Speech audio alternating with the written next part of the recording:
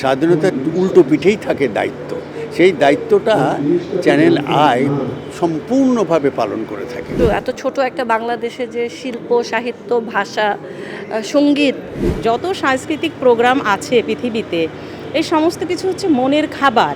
প্রতি বছর চ্যানেল আয়ে স্বাধীনতা মাসের শেষ দিনে রংতুলিতে মুক্তিযুদ্ধ একটি প্রোগ্রাম হয়। তো এখানে এসে আপনার কেমন লাগছে? এখানে হয় কি, অনেকখানি এটা আমার দায়িত্বের মধ্যে পড়ে যায়। চ্যানেল আই চিরকাল জন্মলগ্ন থেকে এই কাজগুলো করে থাকে, এবং আমি একজন মুক্তিযোদ্ধা হিসাবে, স্বাধীন বাংলা বেতার কেন্দ্রের শিল্পী হিসাবে এটা আমার কাছে একটা বিরাট সুযোগ, এবং ইংরেজিতে যেটা আমরা প্রিভিলেজ বলি, সেটা বিরাট প্রিভিলেজ আমার জন্য যে চ্যানেলে আমাকে প্রতি বছর এই অনুষ্ঠানটাতে আমন্ত্রণ জানায়। শুধু আমন্ত্রণ নয়, একটা দায়িত্ব দেন, সেটা হলো গান গাওয়া। আমাদের সবসময় ভুলে যায় যে স্বাধীনতা মানেই কিন্তু দায়িত্ব। স্বাধীনতার উল্টো পিঠেই থাকে দায়িত্ব। সেই দায়িত্বটা চ্যানেল আই সম্পূর্ণভাবে পালন করে থাকে, পূর্ণাঙ্গভাবে পালন করে থাকে।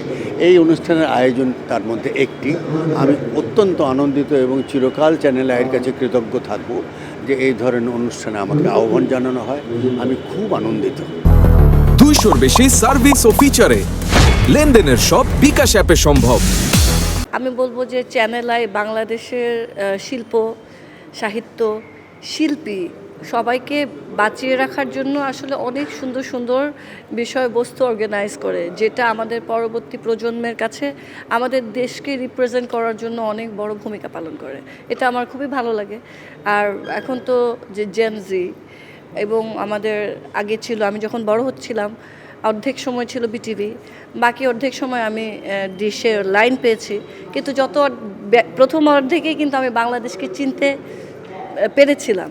কিন্তু এখন তো আসলে টেলিভিশনও কেউ দেখে না, বা এত ট্রাফিক জ্যাম বলেন, আমাদের অনেক মানুষের ব্যস্ততা অনেক, জীবনযাপনের কারণে শিশুরা বা পরের প্রজন্ম তারা আসলে একটা জিনিস দেখে না, ওদের যেটা হাতে থাকে, ওদের যা ভালো লাগে দেখে।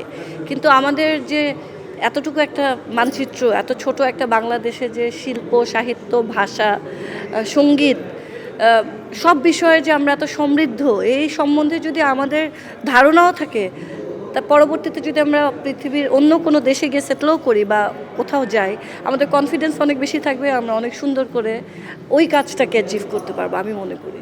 এই যে সাংস্কৃতিক প্রোগ্রাম শুধু এখানে কেন, যত সাংস্কৃতিক প্রোগ্রাম আছে পৃথিবীতে, এই সমস্ত কিছু হচ্ছে মনের খাবার, যেটা হচ্ছে যে একটা মানুষকে অন্তত অপরাধী হতে দেয় না। আমাদের যে ব্রেন এবং মন, এর জন্য একটা সুস্থ খাবার হচ্ছে এই সংস্কৃতি, যেটা ধরে রেখেছেন বাংলাদেশের সবথেকে ভালোভাবে চ্যানেল আই। তা এই যে চ্যানেল আই যে প্রোগ্রামটা করছে, এখানে যতগুলো মানুষ আছে, আমি সহ, যারা করছেন, যারা দেখছেন, উভয়ই এখানে মনের খোরাক পাচ্ছেন। যেমন আজকাল বাচ্চাদেরকে বিনোদন বঞ্চিত করার জন্য কিন্তু ঝুঁকে যাচ্ছে মোবাইলে, কারণ ওর সুস্থ খোরাক নেই, এবং এই মোবাইল আসক্তি থেকে কিশোর অপরাধ কিন্তু বেড়ে যাচ্ছে। তাহলে আর্ট থেরাপি নামে পৃথিবীতে একটা টার্ম আছে, যেটা উন্নত বিশ্বে কারাগারে ব্যবহৃত হয়, শোধনাগারে ব্যবহৃত হয়। আর্ট থেরাপি দিয়ে একটা ক্রিমিনাল কেস তাকে ধীরে ধীরে সুস্থ জীবনে ফেরত আনা যায়। আর্ট কিন্তু যাই তাই না। অনেকে মনে করে যে আচ্ছা আর্ট বোধহয় আর্টিস্টই করে, একজন করবেন আর একজন সেটাকে উপভোগ করবেন। আমি যেমন, আমাকে যদি একটা ডিম আঁকতে দেন, আমি আলু এঁকে বসবো, আমি পারি না, কিন্তু তার মানে এটা না আমি সুন্দর ছবি বুঝি না। আমি গান গাইতে জানি না, তার মানে এটা না যে আমি গান উপভোগ করতে জানি না। আর্ট শুধু আর্টিস্টের জন্য না, আর্ট কিন্তু সবার জন্য আর্ট। এবং আমি মনে করি যে বাংলাদেশে কেন, বিশ্বের প্রত্যেকটা স্কুলে বাচ্চাদেরকে সুস্থ রাখার জন্য, মানসিক বিকাশের জন্য আর্ট বাধ্যতামূলক করা উচিত।